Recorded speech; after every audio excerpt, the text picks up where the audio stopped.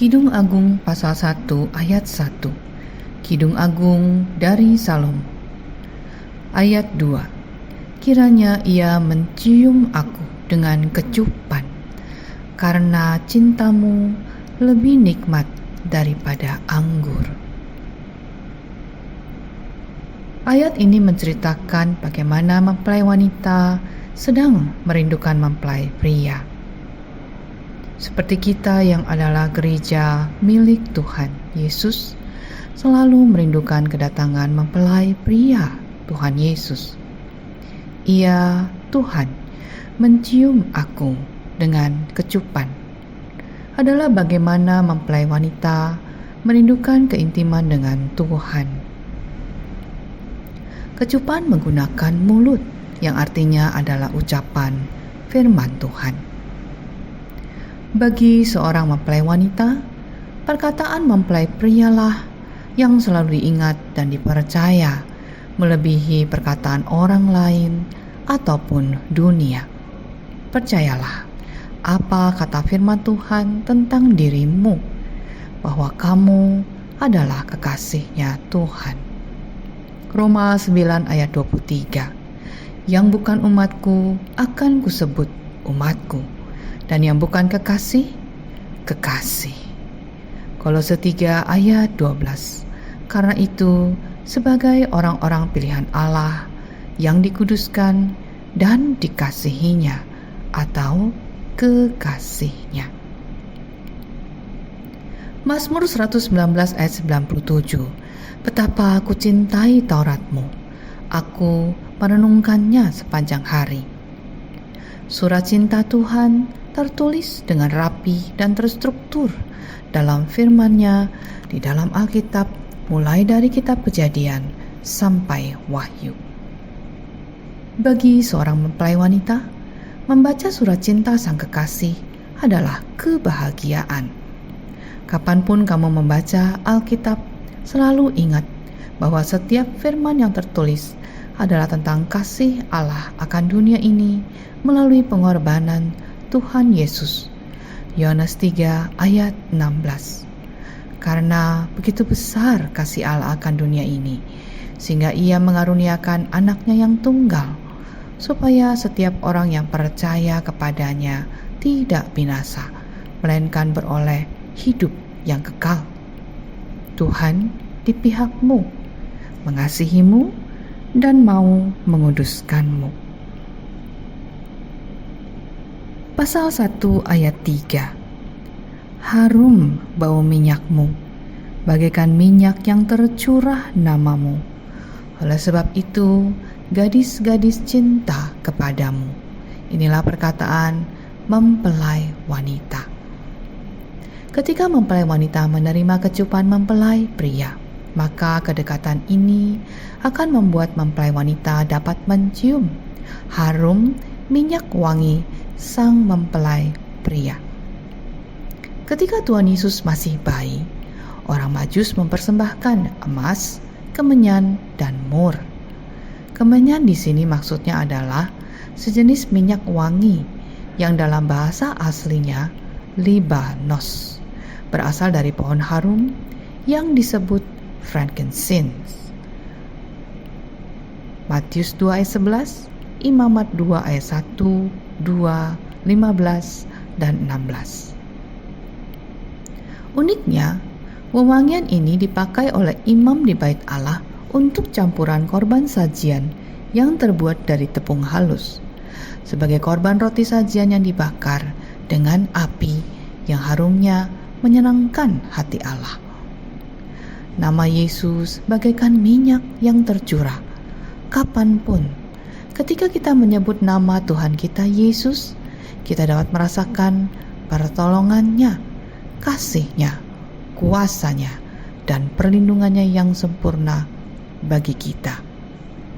Efesus 5 ayat 2. Dan hiduplah di dalam kasih, sebagaimana Kristus Yesus juga mengasihi kamu dan telah menyerahkan dirinya untuk kita sebagai persembahan dan korban yang harum bagi Allah.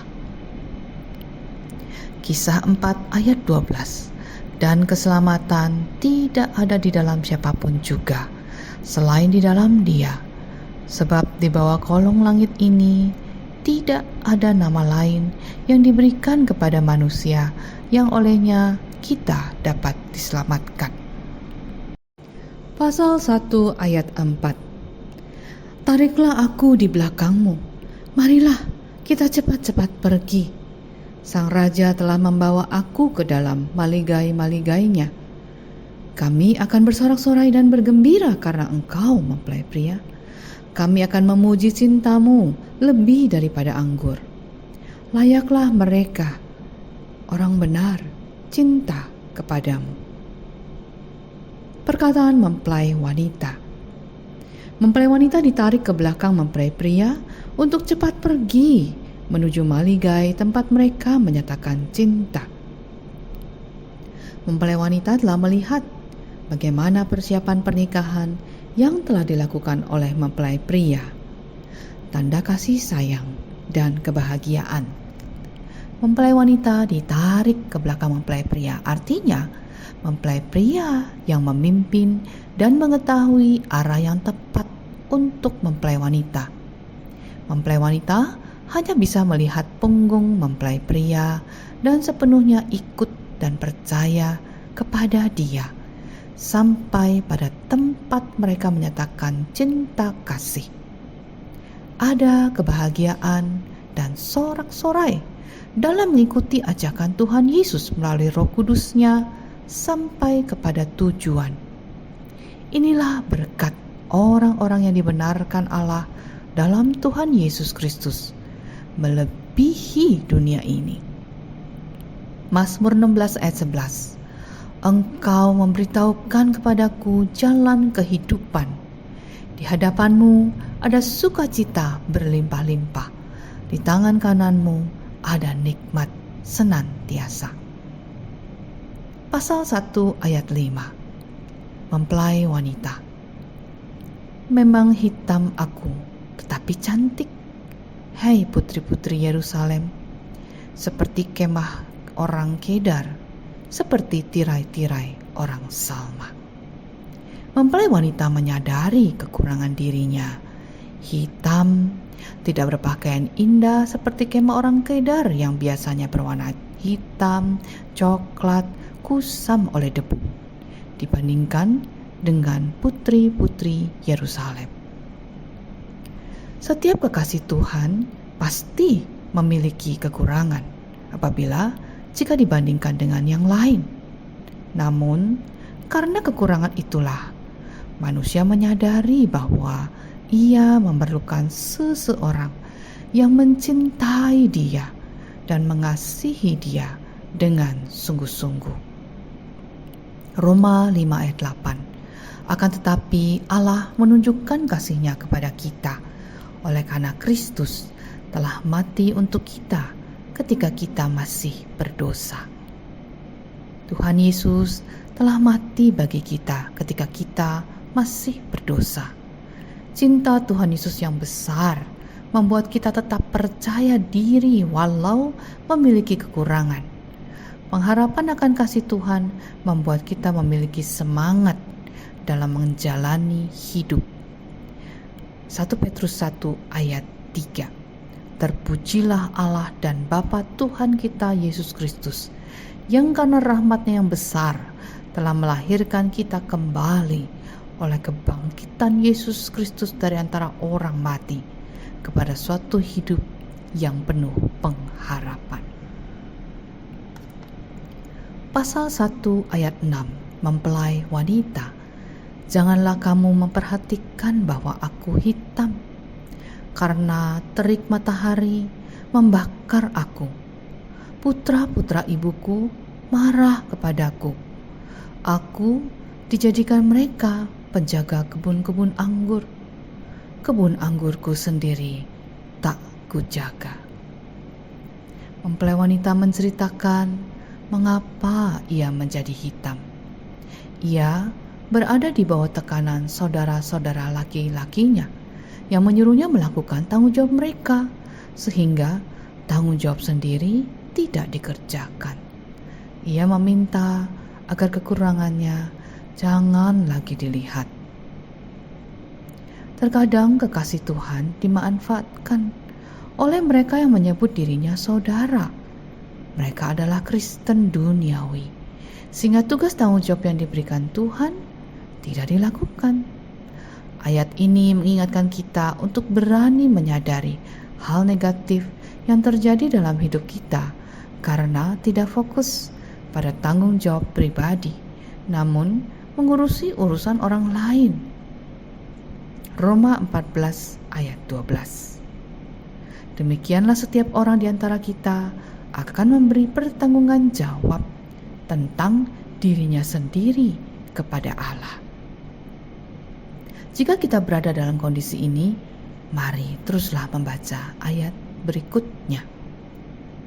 Pasal 1 ayat 7, mempelai wanita. Ceritakanlah kepadaku jantung hatiku, di mana Kakanda mengembalakan domba, di mana Kakanda membiarkan domba-domba berbaring pada petang hari. Karena mengapa aku akan menjadi serupa pengembara dekat kawanan domba teman-temanmu? Mempelai wanita bertanya kepada mempelai pria, di mana dia menggembalakan domba. Karena mempelai wanita ingin lepas dari situasi tekanan dunia seperti pengembara yang tanpa tujuan. Dengan adanya kepercayaan yang benar bahwa Tuhan Yesus mengasihi kita, maka kita dapat dengan berani bertanya kepada Tuhan, di manakah kita bisa berkumpul sebagai domba dengan Tuhan Yesus sebagai gembalanya. Kita tidak mau berada dalam kondisi tertekan oleh dunia lagi. Kita mau keluar dari tekanan itu. Gereja yang mengutamakan, mengabarkan Tuhan Yesus sebagai yang utama daripada yang lain adalah seperti padang rumput atau khotbah yang membuat domba dapat berbaring dengan tenang. Yohanes 10 ayat 14, Yeskil 34 ayat 14. Akulah gembala yang baik, dan aku mengenal domba-dombaku, dan domba-dombaku mengenal aku. Di padang rumput yang baik akan kugembalakan mereka. Pasal 1 ayat 8, mempelai pria. Jika engkau tidak tahu, hai jelita di antara wanita, ikutilah jejak-jejak domba, dan gembalakanlah anak-anak kambingmu dekat perkemahan para gembala. Dengan penuh kasih mempelai pria menjawab pertanyaan mempelai wanita.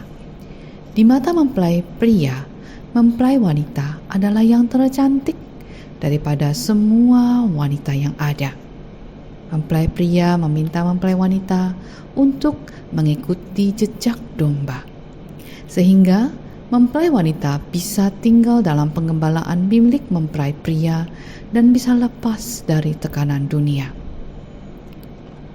Kasih Tuhan Yesus selalu melihat kita indah di matanya, dengan lembah lembut membimbing kita pada persekutuan yang baik, di mana Tuhan Yesus sebagai gembalanya dan hanya meninggikan, menyembah Tuhan Yesus. Jejak domba terlihat dalam perjalanan domba di jalan kebenaran. Mazmur 23 ayat 3.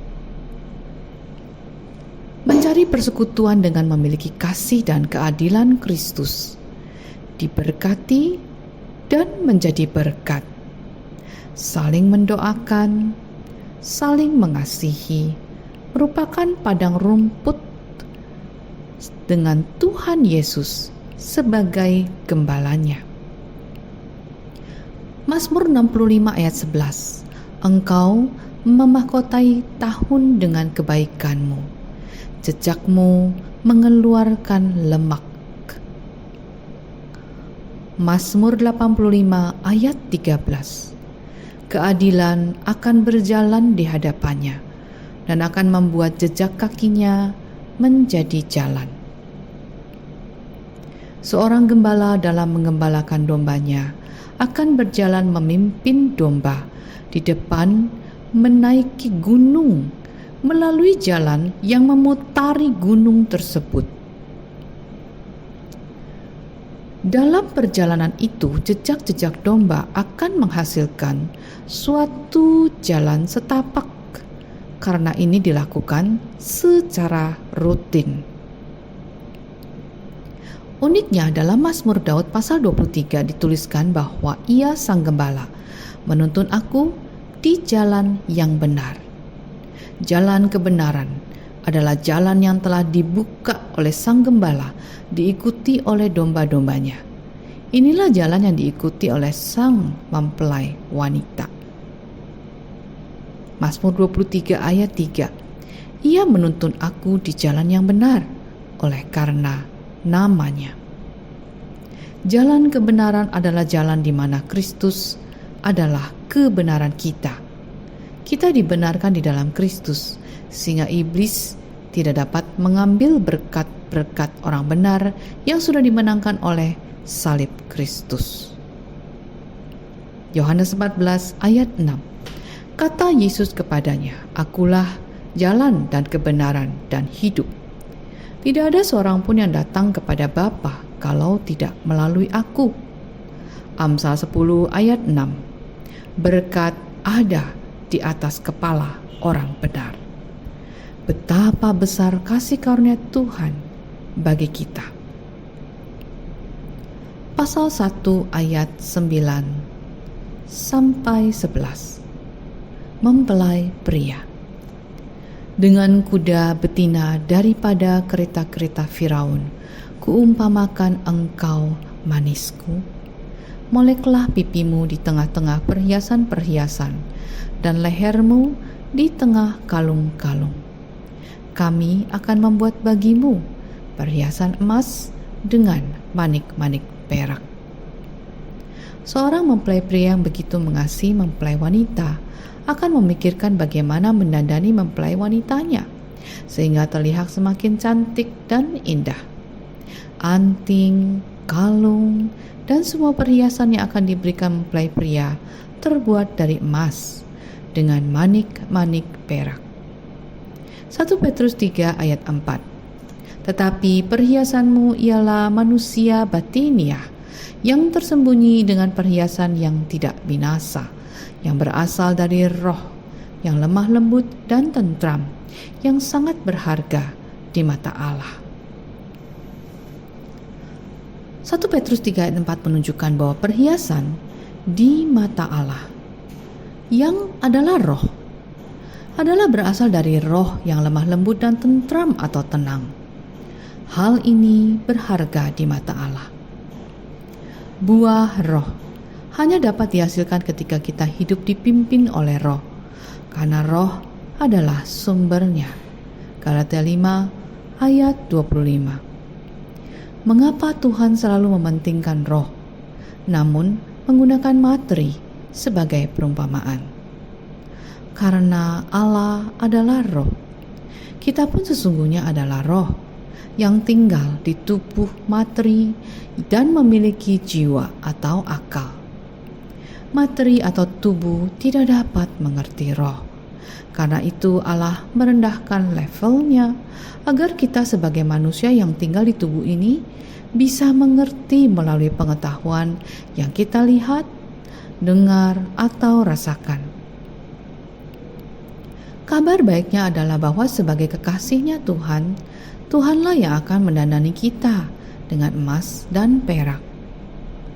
Untuk membuat emas, bongkahan ini perlu dibakar dengan suhu yang tinggi, yaitu 1046 derajat Celcius, untuk memisahkan dari kotorannya. Dan masih perlu dilebur untuk menjadi bentuk yang diinginkan. Ini diperlukan suhu 1400 derajat Celcius. Begitupun cara Tuhan membentuk mempelainya. Mempelai wanita dihiasi dengan perhiasan kelemah lembutan yang tentram. Untuk melatih itu, maka mempelai wanita akan diberikan lingkungan dengan orang-orang yang keras untuk memanifestasikan roh yang lemah lembut itu. Kabar baiknya, adalah bahwa roh lemah lembut itu berasal dari Tuhan. Jadi, selama kekasih Tuhan hidup dalam Roh Kudus, maka buah kelemah lembutan itu akan mengalir keluar melalui respon yang tenang dan nantinya akan menjadi karakter dari kekasih Tuhan. Suatu karakter serupa Kristus. Memang tidak mudah pada saat kita mengalaminya, namun ingatlah bahwa semuanya itu adalah pemberian dari Roh Allah, bukan hasil usaha sendiri.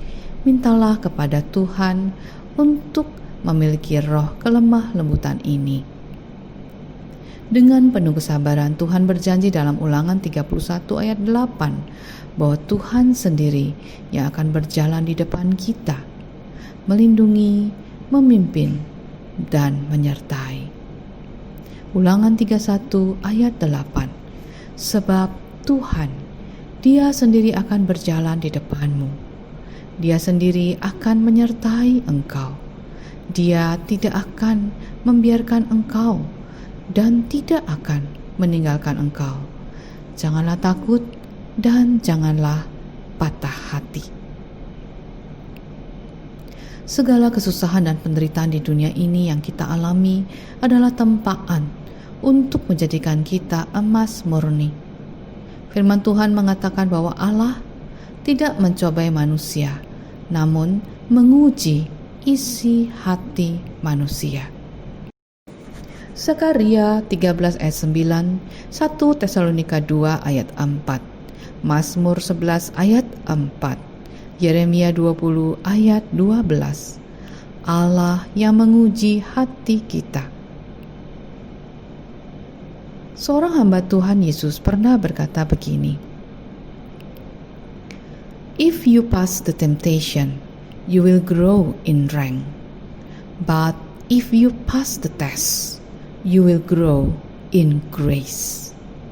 Kalau kamu lulus cobaan, kamu akan naik kelas. Tapi kalau kamu lulus ujian, kamu akan naik dalam anugerah kasih karunia.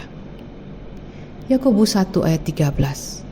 Apabila seorang dicobai, janganlah ia berkata pencobaan ini datang dari Allah, sebab Allah tidak dapat dicobai oleh yang jahat, dan ia sendiri tidak mencobai siapapun.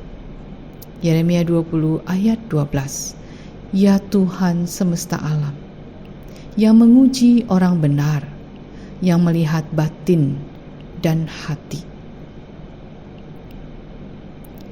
Karena itu penutur Yakobus dan Rasul Paulus menuliskan 1 Korintus 10 ayat 13.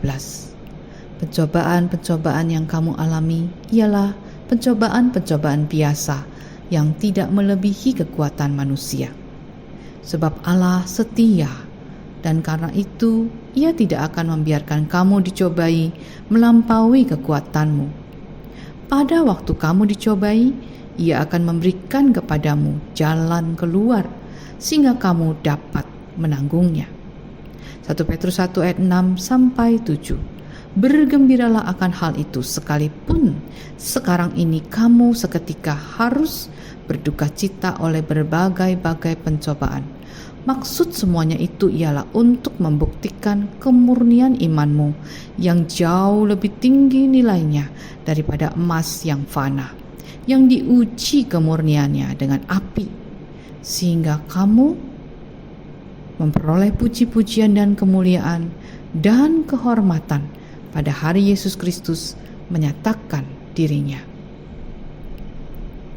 Inilah Tuhan Yesus kekasih jiwa kita yang mulia. Semua hal yang sukar dan sulit dalam hidup adalah untuk membuktikan kemurnian iman kita, sehingga ketika kita dapat melewatinya, maka puji-pujian, kehormatan, dan kemuliaan diberikan kepada kita. Padahal semuanya itu semua adalah pekerjaan Roh. Semua karena kasih karunia Tuhan. Namun karena kita mau taat dipimpin oleh Roh, Allah menghargainya. Betapa mulianya Tuhan Yesus kita yang terkasih. Pasal 1 ayat 12. Mempelai wanita. Sementara sang raja duduk pada mejanya, semerbak bau narbus tuku. Yohanes 12 ayat 3. Maka Maria mengambil setengah kati minyak narwastu murni yang mahal harganya, lalu meminyaki kaki Yesus dan menyekanya dengan rambutnya, dan bau minyak semerbak di seluruh rumah itu. Sang raja adalah sang mempelai pria yang duduk pada mejanya menantikan mempelai wanitanya. Sang raja menghirup harum wangi narwastu dari sang mempelai wanita. Narwastu adalah sejenis minyak wangi yang berasal dari tumbuhan Nardostachys jatamansi, yang adalah tanaman berbunga yang tumbuh di pegunungan Himalaya, Cina, dan juga tumbuh di wilayah India Utara dan Nepal. Minyak narwastu dapat digunakan sebagai parfum, dupa, obat penenang, obat herbal yang mengatasi insomnia, dan juga dapat meningkatkan gairah seksual. Narwastu mengingatkan kita pada peristiwa ketika Maria meminyaki kaki Tuhan Yesus dan menyekanya dengan rambutnya, dan bau semerbak memenuhi seluruh rumah itu. Efesus 5 ayat 2. Dan hiduplah di dalam kasih, sebagaimana Kristus Yesus juga telah mengasihi kamu dan telah menyerahkan dirinya untuk kita sebagai persembahan dan korban yang harum bagi Allah. Minyak narwastu adalah minyak yang mahal, karena tanaman ini tumbuh di wilayah yang sulit dijangkau dan proses pembuatannya yang rumit. Minyak narwastu bernilai tinggi karena mampu menyebarkan keharuman yang tahan lama. Biasanya minyak ini dibeli dan dikumpulkan sedikit demi sedikit oleh seorang wanita yang akan diserahkan kepada calon suaminya pada hari pernikahan. Kekasih Tuhan, dimanapun Tuhan tempatkan, akan menyebarkan keharuman Kristus, suatu keharuman yang menyenangkan hati Allah Bapa. Hidup sebagai kekasih Tuhan dapat akan mengetahui isi hati Tuhan dan apa yang akan Tuhan lakukan. Hal ini dapat dilihat dari perkataan Tuhan Yesus terhadap tindakan Maria yang meminyaki kepala dan juga kaki Tuhan Yesus dengan minyak narwastu yang mahal. Sementara orang lain tidak mengerti tindakan Maria, malah mengganggu dia karena pengorbanannya itu. Hanya kekasih Tuhan yang mengerti isi hati Tuhan. Kekasih Tuhan memiliki hasrat akan keintiman dengan Tuhan. Ia memiliki perasaan yang seirama dengan Tuhan Yesus mempelainya. Ia akan menangis ketika Tuhan menangis, dan ia akan bahagia ketika Tuhan bahagia. Lihatlah Maria dari Betania ini. Sementara perempuan-perempuan yang lain terlambat memberikan minyak untuk penguburan Tuhan Yesus karena saat itu Tuhan Yesus sudah bangkit. Maria sudah terlebih dahulu mengurapi Tuhan Yesus dengan minyak sebagai tanda penguburannya. Tidak heran Maria menangis dan menyeka kaki Yesus dengan rambutnya. Ia tahu bahwa Tuhan Yesus akan menderita dan mati bagi dia dan bagi semua orang yang percaya kepadanya. Lukas 23 ayat 55 sampai 56 dan 24 ayat 1. Dan perempuan-perempuan yang datang bersama-sama dengan Yesus dari Galilea ikut serta, dan mereka melihat kubur itu dan bagaimana mayatnya dibaringkan. Dan setelah pulang, mereka menyediakan rempah-rempah dan minyak mur. Tetapi pagi-pagi benar pada hari pertama minggu itu, mereka pergi ke kubur membawa rempah-rempah yang telah disediakan mereka. Mereka mendapati batu sudah terguling dari kubur itu. Pasal 1 ayat 13. Mempelai wanita. Bagiku, kekasihku, Tuhan Yesus, bagaikan sebungkus mur tersisip di antara buah dadaku. Mempelai wanita menganggap kekasihnya seperti mur yang tersisip di antara buah dada, menandakan bahwa mempelai wanita selalu mengingat kekasihnya, Sang Firman, di dalam hati. Roma 10 ayat 8. Tetapi apakah katanya? Ini, firman itu dekat padamu, yakni di dalam mulutmu dan di dalam hatimu. Mur adalah sejenis damar atau getah kayu yang berbau harum, berasal dari pohon balsem, Commiphora myrrha, Arn, dan didatangkan dari Arab Selatan. Mur dapat dicampurkan pada minyak urapan kudus, Keluaran 30 ayat 22 sampai 23, dan dipandang sebagai hadiah yang berharga, Matius 2 ayat 11. Mur juga bisa dicampur dengan minyak zaitun menjadi parfum yang disukai oleh para pengantin. Mur juga dapat dicampurkan pada anggur sebagai minuman yang memabukkan. Markus 15 ayat 23. Mur yang adalah salah satu hadiah pemberian orang Majus kepada bayi Yesus juga digunakan untuk membalsem jenazah Yesus. Yohanes 19 ayat 39. Ya, mur memiliki fungsi yang unik. Sebagai obat oles antiseptik, wangi sebagai minyak urapan, namun juga bisa dikonsumsi sebagai obat. Pada zaman itu, wanita memiliki kebiasaan untuk menyimpan mur dalam sebuah kantong kain dan diselipkan di antara buah dada. Begitulah cara wanita pada zaman itu memakai parfum yang juga antiseptik. Keharuman mur akan selalu tercium oleh mempelai wanita. Jika kekasih Tuhan menganggap Tuhan Yesus sebagai mur yang selalu tersisip di antara buah dadanya, maka kemanapun kekasih Tuhan pergi, keharuman akan Kristus selalu dapat dirasakan dan selalu ada dalam hati, masuk jauh ke dalam ingatan. Indera penciuman adalah indera yang paling dekat dengan otak, masuk jauh ke dalam memori seseorang. Dimanapun kekasih Tuhan berada, ia tidak akan pernah merasa sendirian, karena ia tahu Tuhan Yesus selalu menyertai. Matius 28 ayat 20. Dan ketahuilah, aku menyertai kamu senantiasa sampai kepada akhir zaman. Kesadaran bahwa Tuhan Yesus selalu menyertai akan membuat kekasih Tuhan memiliki kekuatan dan keberanian dalam menghadapi berbagai tantangan. Karena juga fungsi antiseptik, maka kekasih Tuhan juga diberi kemampuan untuk menghancurkan segala siasat dan senjata iblis. 2 Korintus 10 ayat 5. Kami mematahkan setiap siasat orang dan merubuhkan setiap kubu yang dibangun oleh keangkuhan manusia untuk menentang pengenalan akan Allah. Kami menawan segala pikiran dan menaklukkannya kepada Kristus.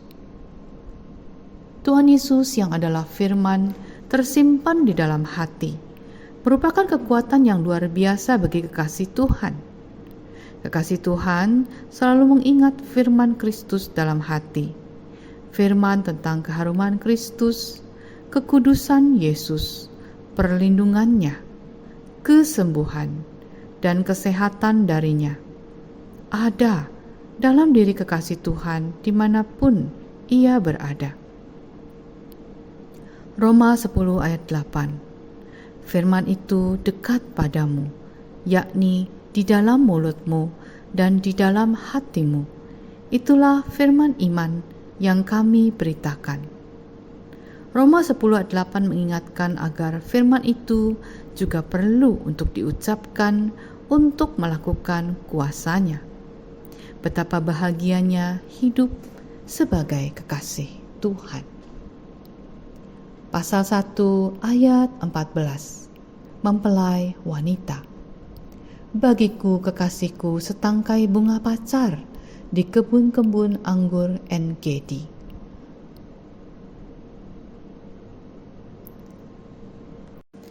Bagaimana bunga pacar bisa ada di kebun anggur En-Gedi?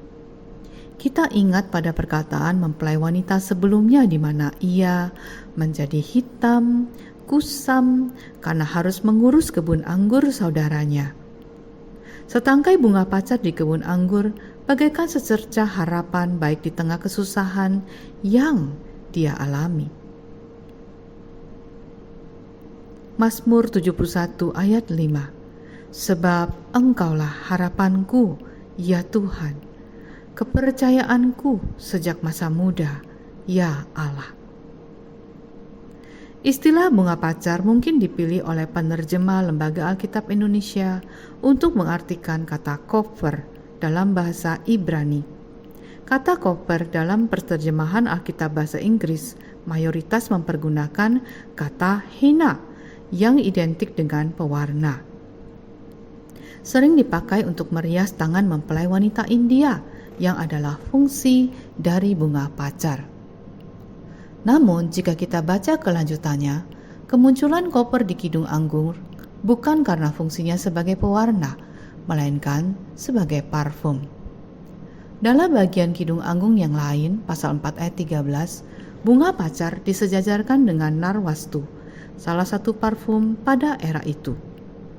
Bahasa Indonesia menerjemahkan kata eskol dengan setangkai. Yang dimaksud setangkai di sini maksudnya adalah satu gugusan yang terdiri dari banyak bunga atau buah. Jadi, bunga pacar yang dimaksud di sini bukan hanya satu buah, melainkan satu gugusan bunga pacar dalam satu tangkai. Jika koper sedang berbunga, warnanya putih kekuning-kuningan seperti gambar di atas, dengan aroma seperti bunga mawar. Bunga pacar ini dikatakan berada di kebun anggur En-Gedi. En-Gedi terkenal sebagai tempat produksi segala macam parfum. Bahkan sampai saat ini pun, koper masih diproduksi sebagai parfum atau minyak esensial. Inilah perbedaan kekasih Tuhan dengan orang dunia. Orang dunia harus menanggung kesulitannya sendiri, tetapi kekasih Tuhan memiliki harapan pasti untuk keluar dari kesulitan karena Tuhan Yesus, kekasihnya, sudah menyelesaikan segala kesulitan di atas kayu salib. Salib adalah harapan di tengah kesulitan dunia, seperti gugusan bunga koper di tengah kebun anggur. Kolose 1 ayat 27. Kristus ada di tengah-tengah kamu. Kristus yang adalah pengharapan akan kemuliaan. Pasal 1 ayat 15. Mempelai pria. Lihatlah, cantik engkau, manisku, sungguh cantik engkau, bagaikan merpati matamu. Dengan romantis, sang mempelai pria menghibur mempelai wanita. Mempelai pria memuji mempelai wanita yang matanya bagaikan merpati. Artinya, ketika kekasih Tuhan melihat ada kebaikan dan keindahan Tuhan Yesus di tengah segala kesusahan yang ia alami, bagaikan melihat bunga yang indah di tengah kesulitan, ataupun merasakan keharuman Kristus di dalam hatinya. Ini membuat Tuhan Yesus senang dan memuji cara pandang mempelai wanitanya yang tidak fokus pada kesulitan, tapi fokus pada Tuhan Yesus, Sang Juru Selamat. Dari hal ini kita juga bisa melihat bagaimana cara pandang mempelai berubah menjadi lebih baik. Tadinya melihat dirinya sendiri, tertekan, namun sekarang bisa melihat Tuhan Yesus, kekasih jiwanya, sehingga harapan timbul. Kolose 1 ayat 27. Kristus ada di tengah-tengah kamu. Kristus yang adalah pengharapan akan kemuliaan. Hal yang spesial dari merpati adalah bahwa merpati hanya memiliki satu pasangan seumur hidupnya. Karena itu, memiliki mata merpati adalah menunjukkan bahwa mempelai wanita hanya fokus pada mempelai pria, tidak memiliki minat pada pria lain atau Tuhan yang lain. Merpati juga menunjukkan Roh Kudus, di mana ada perasaan yang menyala oleh cahaya dan cinta yang kuat ketika Roh Kudus masuk ke dalam mempelai wanita. Roh Kudus menguduskan kita, memeteraikan kita sebagai milik Allah, menjadi jaminan dari semua yang telah dimenangkan oleh Tuhan Yesus di atas kayu salib. 2 Korintus 1 ayat 22, memeteraikan tanda miliknya atas kita dan yang memberikan Roh Kudus di dalam hati kita sebagai jaminan dari semua yang telah disediakan untuk kita. Kekasih Tuhan, selalu ingat bahwa kamu dimeteraikan oleh Roh Kudus. Segala macam roh jahat tidak akan berani mendekat karena segenap tentara surga berada di pihak kamu. Kita juga melihat bahwa mempelai wanita tidak melihat atau membenci orang atau keadaan yang membuatnya sulit. Mata mempelai wanita hanya fokus kepada Tuhan. Di dunia akhir zaman ini, segala kejahatan dan keburukan terjadi setiap saat di sekeliling kita. Sama seperti pada zaman Nuh. Nuh hanya fokus kepada Tuhan dan apa yang diperintahkan Tuhan. Taat melakukan walau penuh dengan ejekan. Tetapi Nuh tidak membenci mereka, namun terus fokus untuk menyelesaikan tugas panggilan yang Tuhan berikan. Nuh mendapat kasih karunia di mata Tuhan. Kejadian 6 ayat 8 sampai 9. Inilah riwayat Nuh. Nuh adalah seorang yang benar dan tidak bercela di antara orang-orang sezamannya. Dan Nuh itu hidup bergaul dengan Allah. Hal menarik adalah bahwa Nuh mendapat kasih karunia dulu dari Allah. Barulah selanjutnya ditulis bahwa Nuh orang benar, tidak bercela, dan hidup bergaul dengan Allah. Kekasih Tuhan, tanpa kasih karunia perkenanan dari Tuhan, kita tidak bisa menjadi orang percaya, apalagi kekasihnya Tuhan.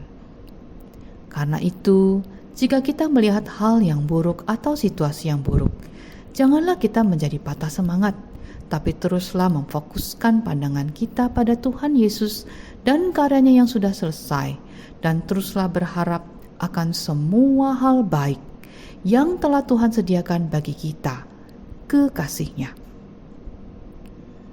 Ibrani 6 ayat 19. Pengharapan itu adalah sauh yang kuat dan aman bagi jiwa kita yang telah dilabuhkan sampai ke belakang tabir. Filipi 4 ayat 8. Jadi akhirnya saudara-saudara, semua yang benar, semua yang mulia, semua yang adil, semua yang suci, semua yang manis, semua yang sedap didengar, semua yang disebut kebajikan dan patut dipuji, pikirkanlah semuanya itu. Pasal 1 ayat 16 sampai 17. Mempelai wanita, lihatlah tampan engkau kekasihku, sungguh menarik, sungguh sejuk petiduran kita. Dari kayu aras balok-balok rumah kita, dari kayu eru papan dinding-dinding kita. Aras Lebanon, Cedrus Libani, tumbuh di Libanon, Palestina, Israel, Yordania barat laut, Suria barat, dan Turki selatan tengah.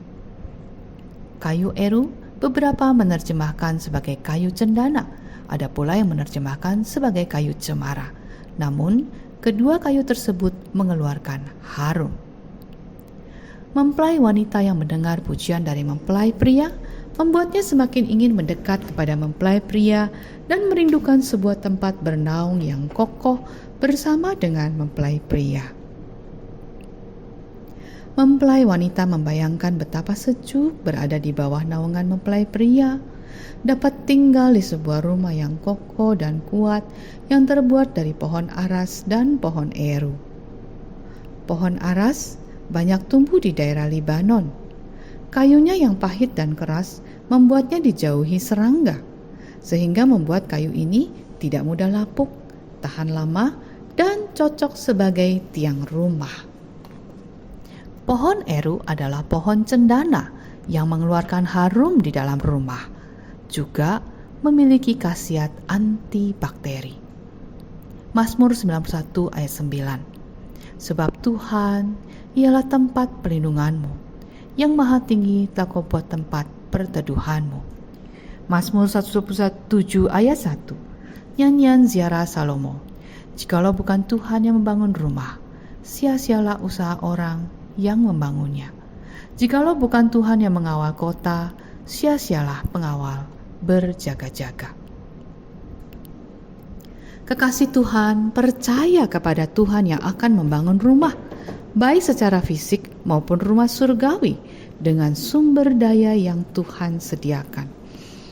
Tuhan Yesus berkata, "Dan apabila aku telah pergi ke situ dan telah menyediakan tempat bagimu, aku akan datang kembali dan membawa kamu ke tempatku, supaya di tempat di mana aku berada, kamu pun berada, dan kemana aku pergi, kamu tahu jalan ke situ."